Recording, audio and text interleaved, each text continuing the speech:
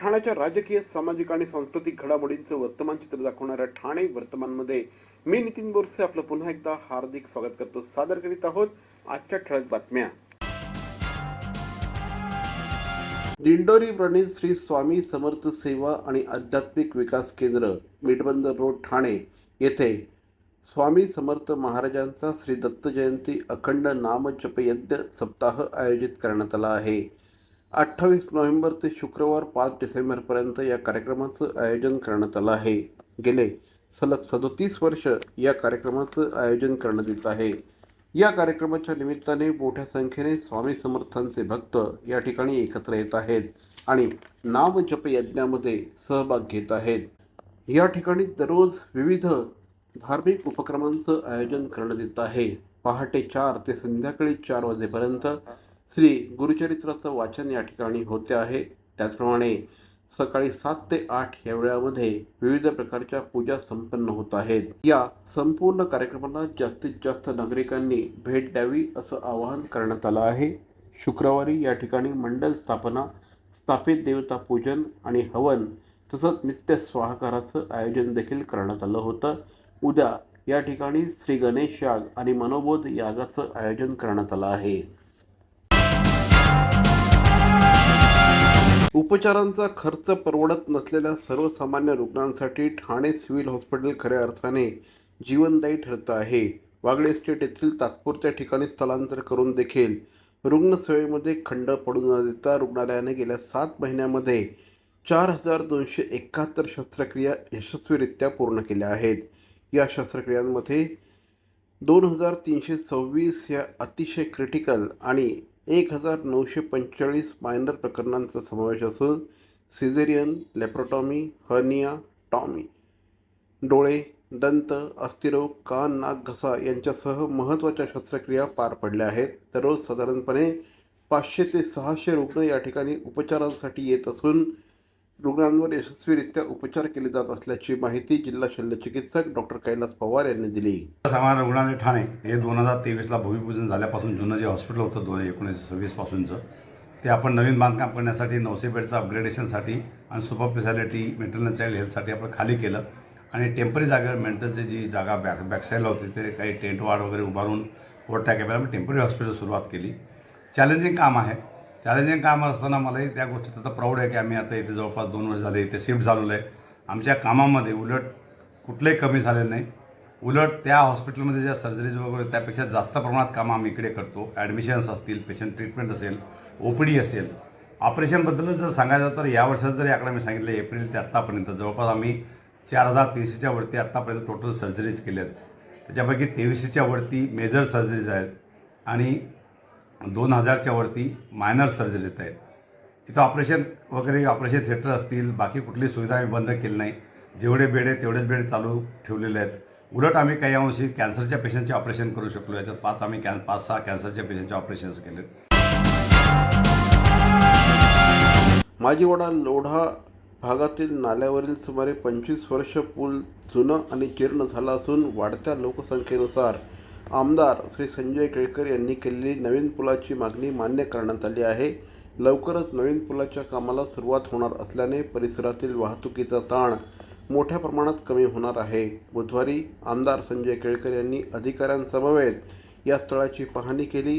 यावेळेस MMRDAचे अभियंता नितीन कांबळे आणि सार्वजनिक बांधकाम विभागाचे कनिष्ठ अभियंता आनंदा नाडविलेकर उपस्थित होते. जय भवानी नगरपासून बाळकोम गावाला जोडणारा पूल अवघा 8 मीटर रुंद असून सुमारे 25 वर्ष जुना आहे. या परिसरात मोठमोठी गृहसंकुलं उभी राहिली असून वाढत्या लोकसंख्येला ही वाहतूक व्यवस्था तुकडी होती. याबाबत श्री केळकर यांनी पाठपुरावा केला होता. ठाणे महानगरपालिकेचे मालमत्ता कर म्हणजेच प्रॉपर्टी टॅक्स भरण्याचे आवाहन. सन 2022-23 या आर्थिक वर्षाचे मालमत्ता कराचे म्हणजेच प्रॉपर्टी टॅक्सचे बिल ठाणेकर करदात्यांना महापालिकेमार्फत आर्थिक वर्षाच्या सुरुवातीस म्हणजेच माहे एप्रिल 2022 मध्ये देण्यात आलेले आहे. तथापि अद्यापही काही करदात्यांनी मालमत्ता कर महापालिकेकडे जमा केलेला नाही. सध्या आर्थिक वर्षाचा अंतिम टप्पा सुरू झाला आहे. मालमत्ता कर वसुलीसाठी महापालिकेतर्फे कडक कारवाई हाती घेण्यात आली आहे. या अंतर्गत जंगम मालमत्ता, टीव्ही, फ्रीज, वाहन व इतर जप्त करणे तसेच स्थावर मालमत्ता वॉरंट बजावून जप्त करण्यात येत असून मालमत्तेचा जाहीर विक्रीद्वारे लिलाव करून कराची रक्कम वसूल करण्यात येत आहे. मालमत्तेस पाणी पुरवठा करण्यात येणारे नळ संयोजन खंडित करण्यात येत आहेत. त्याचप्रमाणे थकीत मालमत्ता करावर 2% व्याज आकारले जात असल्याने भरावयाची रक्कम वाढत आहे. आपला मालमत्ता कर propertytax.thanecity.gov.in या लिंकद्वारे तसंच गुगल पे, फोन पे, पेटीएम याद्वारे ऑनलाईन पद्धतीने करण्याची सुविधा उपलब्ध करून दिली आहे. शनिवार, रविवार व सार्वजनिक सुट्टीच्या दिवशी नागरिकांना मालमत्ता कर भरणे सोयीचे व्हावे याकरता महापालिकेचे मालमत्ता कर संलग्न कार्यालय या दिवशी कार्यान्वित ठेवण्यात आलेले आहे. तरी मालमत्ता कर वसुलीची अप्रिय कारवाई टाळण्याच्या दृष्टिकोनातून मालमत्ता कर भरून महापालिकेस सहकार्य करावे. धन्यवाद.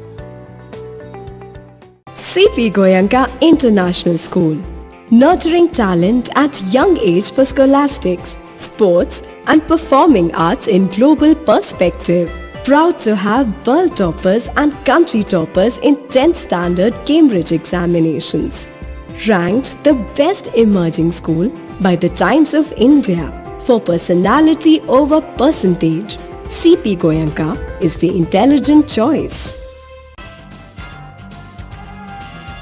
देशासाठी शहीद झालेले वीर जवान नेहमी स्मरणात राहावे यासाठी माजी खासदार राजन विचारे यांच्या संकल्पनेतून ठाणे महानगरपालिका प्रभाग क्रमांक 12 सिद्धेश्वर तलाव परिसरात 2010 शहीद उद्यानाची निर्मिती केली गेली.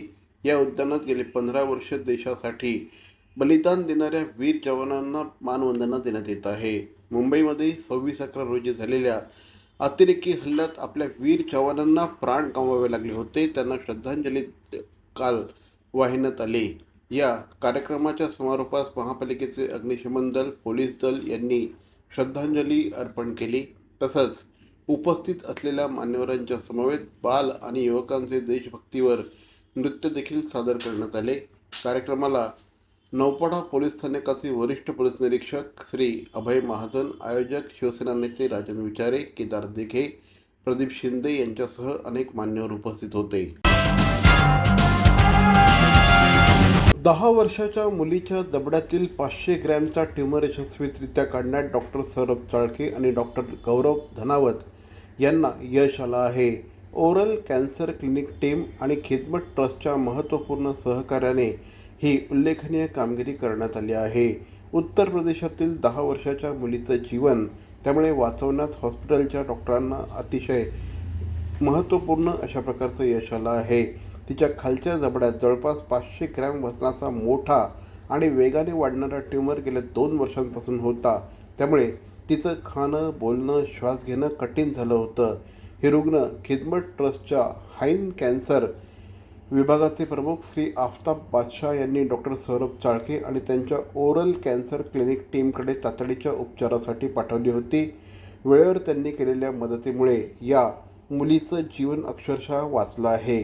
जेव्हा ही मुलगी कल्पना हॉस्पिटलच्या ओरल कॅन्सर क्लिनिकमध्ये पोहोचली तेव्हा डॉक्टर सौरभ चाळके, डॉक्टर गौरव धनावत आणि त्यांच्या टीमला अवस्था बघून धक्का बसला होता. त्यानंतर हॉस्पिटलचे मालक श्री महेश पोई यांनी पूर्ण सहकार्य केलं.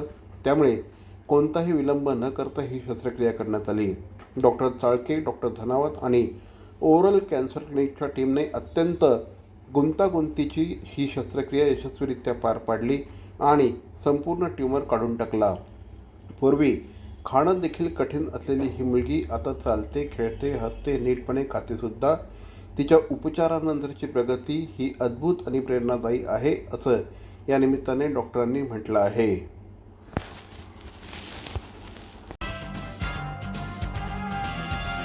तर मंडळी, या होत्या आजच्या ठळक बातम्या. आजचा एपिसोड आपल्याला कसा वाटला आम्हाला जरूर कळवा. आमचा पत्ता आहे Dadoji Konde stadium, shop number 16, Khatan road, Thane पश्चिम. दूरध्वनी क्रमांक 9820939420. तर मग पुन्हा भेटू उद्या याच वेळी याच ठिकाणी ठाणे वर्तमानमध्ये. तोपर्यंत धन्यवाद. जय हिंद, जय महाराष्ट्र.